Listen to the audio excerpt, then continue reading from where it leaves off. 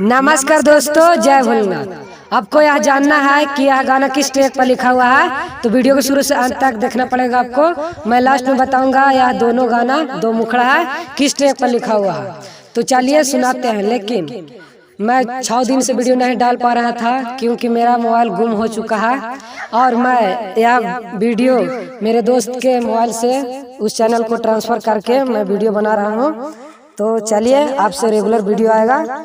तो आप मेरे चैनल पर नए हैं तो चैनल को सब्सक्राइब कर लीजिए और लाइक कर दीजिए। तो चलिए सुनाते हैं, सुनिएगा। फर्स्ट गाना सुनिए।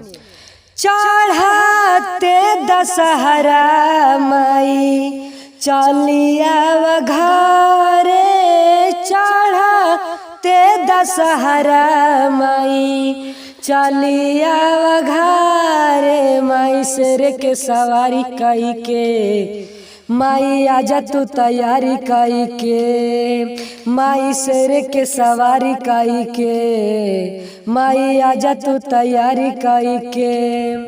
चली आई तू माई सुना हमारे दुआरे, चली आई तू माई सुना हमारे दुआरे, माई शेर के सवारी कई के, माई आजा तू तैयारी कई के, माई शेर के सवारी कई के, माई आजा तू तैयारी कई के।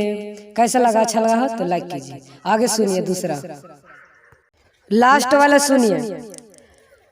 माई सेवका आइल बा दुआरी रे, तानी देख लेना हमें एक बारी रे, माई सेवका आइल बा दुआरी रे, तानी देख लेना हमें एक बारी रे।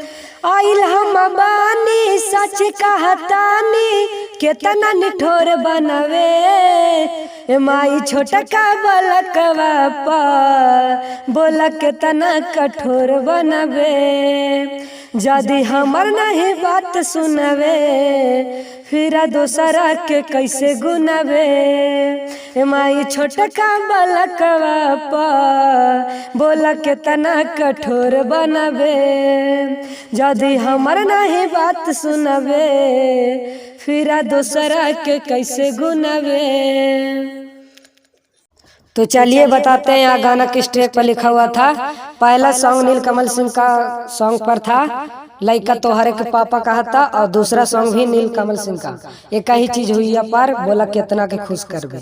तो बताइए कमेंट बॉक्स में दो में सॉन्ग आपको कौन सा सॉन्ग अच्छा लगा, कमेंट बॉक्स में जरूर बताइएगा। और अभी तक नहीं किए चैनल को सब्सक्राइब कर लीजिए और लाइक कर दीजिए। तो चलिए मिलते हैं नेक्स्ट वीडियो में।